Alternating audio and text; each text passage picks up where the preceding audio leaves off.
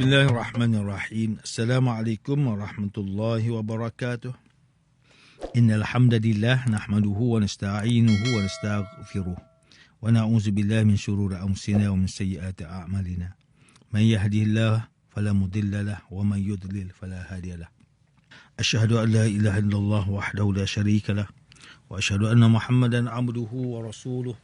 Allahumma salli wa sallim ala sayyidina Muhammad wa ala alihi wa ashabihi wa tabi'in wa man tabi'ahum bi ihsanin ila yaumiddin. A'udzu billahi minasyaitonir rajim. Ya ayyuhalladzina amanu taqullaha haqqa tuqatih wa la tamutunna illa wa antum muslimun. Amma ba'd. Yang berusaha Tuan Haji Ahmad Nazri Muhammad Yusof selaku penerbit rancangan tafsir Al-Quran dan seterusnya sidang pendengar yang dirahmati Allah, bersama saya, Profesor Dr. Muhammad Najib bin Abdul Kadir, Pusat Kajian Al-Quran dan As-Sunnah, Fakulti Pengajian Islam, Universiti Kebangsaan Malaysia. Tuan-tuan, puan-puan, para pendengar yang dimuliakan, pada hari ini kita akan menyambung kembali rancangan tafsir Al-Quran bagi siri ke-149. InsyaAllah, pada kali ini kita akan membincangkan mengenai pentafsiran ayat ke-109 dan 110 surah At-Taubah. A'udzu billahi minasyaitonir rajim. Afaman assasa bunyanahu 'ala taqwa minallahi wa ridwanin khairun amman assasa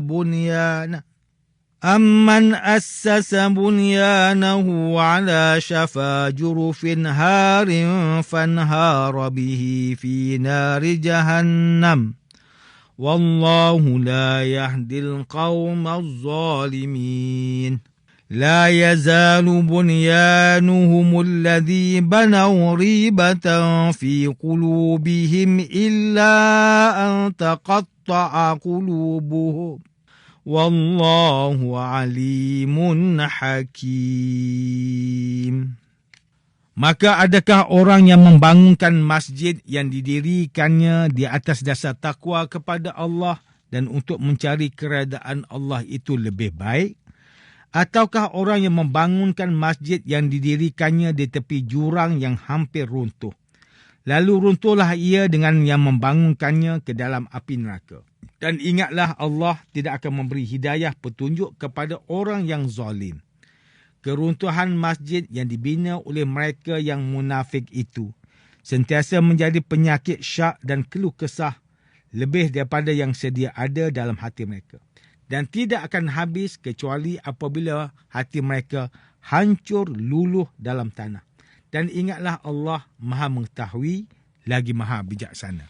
Muslimin dan muslimat yang dirahmati Allah, Profesor Dr. Muhammad Quraisy Shihab melalui kitabnya Tafsir Al-Misbah menyatakan bahawa kalimah assasa yang bermaksud mendirikan pada ayat ke-109 surah At-Taubah sebenarnya membawa konotasi makna iaitu membina asas tapak.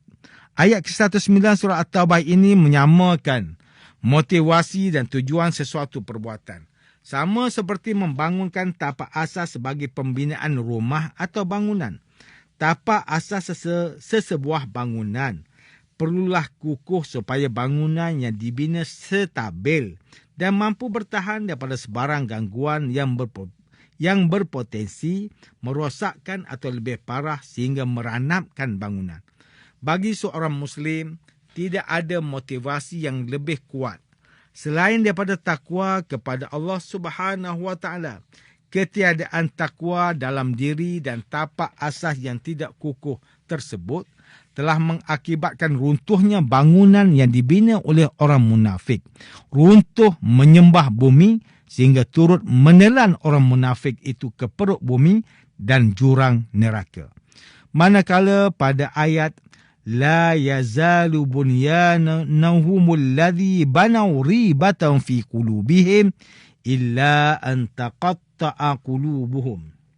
Profesor Dr. Muhammad Quraisy Shihab menerangkan bahawa orang munafik akan sentiasa merasa syak dan berkeluh kesah selagi mana bangunan yang dibina berdasarkan motivasi selain daripada takwa kepada Allah Subhanahu Wa Taala itu tidak hancur. Sidang pendengar yang dimuliakan, Ustaz Salahuddin Abdullah dan Ustaz Omar Khalid melalui kitab mereka Tafsir Mubin mentafsirkan ayat ke-109 dan ke-110 surah At-Taubah ini bahawa Allah Subhanahu Wa Taala menyedarkan kepada kita akan nilai keikhlasan dan ketakwaan yang lebih bernilai berbanding niat jahat oleh golongan munafik. Ayat ke-109 dan ke-110 surah At-Taubah ini menegaskan bahawa Allah Subhanahu Wa Taala Maha mengetahui tentang isi hati manusia dan maha bijaksana dalam semua keputusan dan hukumnya. Maka orang munafik akan sentiasa berada dalam keadaan resah gelisah sepanjang mereka bernafas di bumi ini dan sehinggalah tubuh mereka hancur di baham tanah sesudah mereka mati nanti. Manakala Profesor Dr. Tengku Muhammad Hasbi As-Siddiqi menerusi kitabnya Tafsir An-Nur mentafsirkan ayat ke-109 dan ke-110 surah At-Taubah ini menjelaskan kepada kita bahawa iman yang sahih dan diikuti dengan amal yang benar akan menjadikan keimanan kita lebih teguh dan selamat berbanding mereka yang munafik dan mengamalkan amalan yang bertentang dengan agama. Golongan ini dapat disamakan dengan bangunan yang dibina di tebing jurang yang curam yang menanti waktu runtuh bersama-sama tebing tersebut. Profesor Dr. Tengku Muhammad Hasbi As-Siddiqi menyatakan lagi bahawa bangunan masjid yang dibina oleh orang munafik akan menimbulkan keraguan dalam jiwa mereka. Mereka sentiasa paranoid dan risau sekiranya rahsia mereka terbongkar.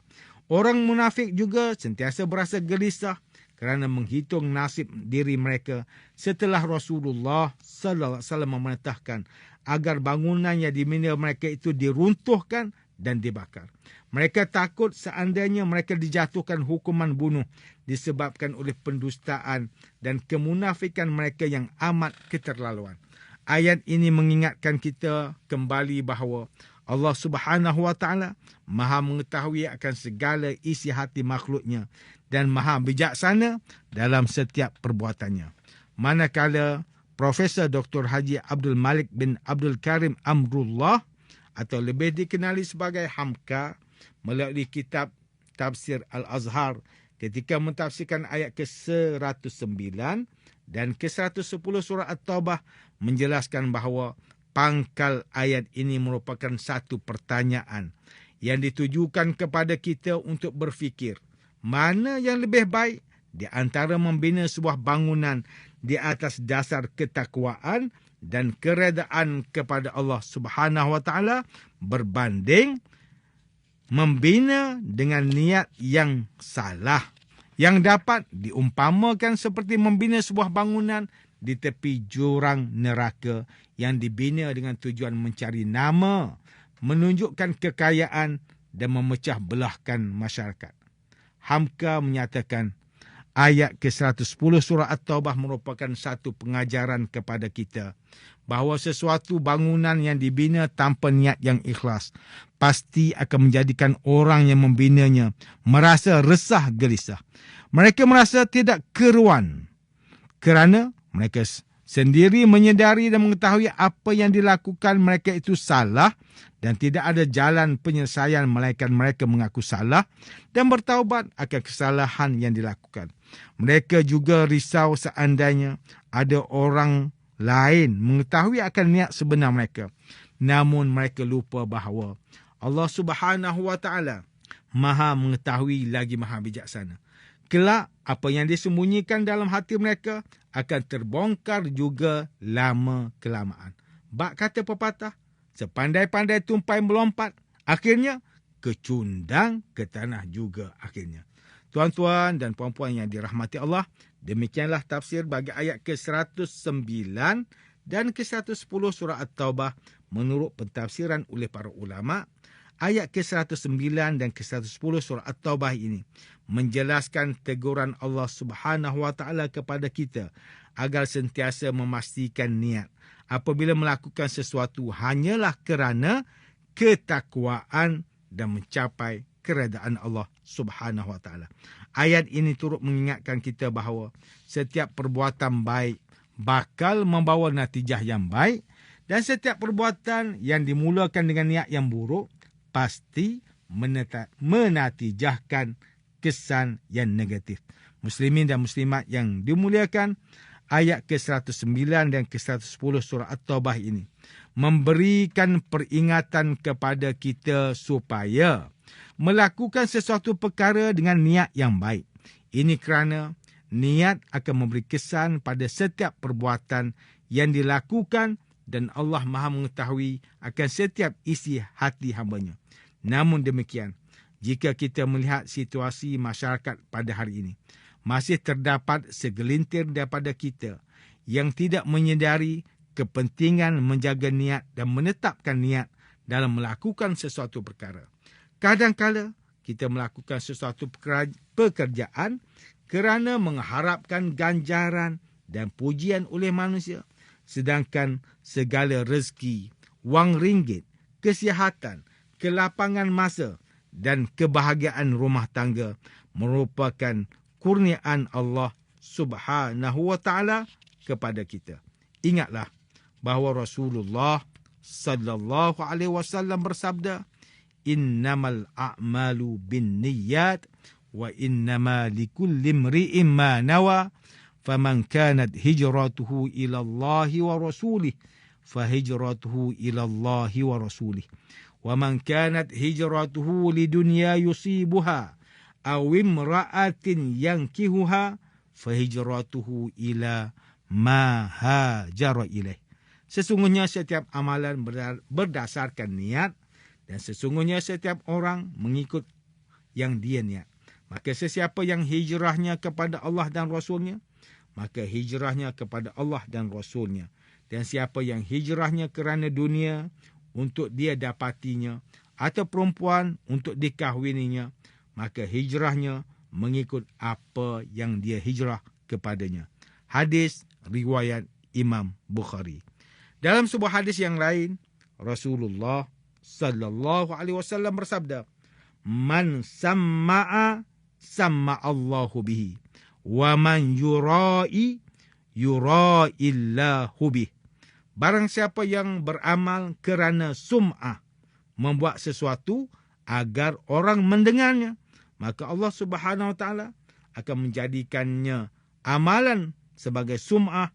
Dan barang siapa yang beramal kerana riya, membuat sesuatu amalan agar orang bercakap mengenainya, maka Allah Subhanahu wa taala menjadikannya amalan sebagai riya. Hadis riwayat Imam Bukhari. Selain itu, Rasulullah sallallahu alaihi wasallam juga bersabda, "Innallaha la yanzuru ila ajsadikum wala ila suwarikum, walakin yanzuru ila qulubikum." Sesungguhnya Allah Subhanahu wa taala tidak melihat kepada rupa dan harta kamu, akan tetapi Allah Subhanahu wa taala melihat kepada hati dan amalan kamu. Hadis riwayat Imam Muslim. Sidang pendengar yang dirahmati Allah, antara pengajaran yang boleh kita ambil daripada tafsir ayat ke-109 dan ke-110 surah At-Taubah ini ialah, pertama, niat merupakan perkara yang amat penting dalam kehidupan seharian kita. Kita hendaklah sentiasa berhati-hati dengan niat yang kita tetapkan dengan sengaja maupun sekadar lintasan hati yang terjadi secara rawak. Kedua, kita hendaklah sentiasa menetapkan niat dalam melakukan sesuatu ikhlas kerana Allah, supaya amalan atau pekerjaan yang dilakukan diterima oleh Allah Subhanahu Wa Taala dan amalan tersebut dikira sebagai pahala semasa hari perhitungan kelak. Ketiga, niat memberi kesan yang besar dalam setiap perbuatan dan amalan kita. Niat mampu menjadikan sesuatu perbuatan itu sebagai ibadah atau pekerjaan semata-mata dan membezakan antara adat dan ibadah. Tuan-tuan, puan-puan, para pendengar yang dimuliakan, sekian sahaja rancangan tafsir Al-Quran pada hari ini. Semoga kita semua mendapat manfaat daripada perbincangan ilmu ini, insya-Allah. Ketiga, niat memberi kesan yang besar dalam setiap perbuatan dan amalan kita. Niat mampu menjadikan sesuatu perbuatan itu sebagai ibadah atau pekerjaan semata-mata dan membezakan antara adat dan ibadah. Tuan-tuan, puan-puan, para pendengar yang dimuliakan, sekian sahaja rancangan tafsir Al-Quran pada hari ini. Semoga kita semua mendapat manfaat daripada perbincangan ilmu ini. Insya-Allah, perbuatan itu sebagai ibadah atau pekerjaan semata-mata dan membezakan antara adat dan ibadah. Tuan-tuan, puan-puan, para pendengar yang dimuliakan, sekian sahaja rancangan tafsir Al-Quran pada hari ini. Semoga kita semua mendapat manfaat daripada perbincangan ilmu ini. Insya-Allah, mudah-mudahan kita akan bertemu lagi pada siri rancangan tafsir Al-Quran yang akan datang. Wabillahi taufiq wal hidayah. Wassalamualaikum warahmatullahi wabarakatuh.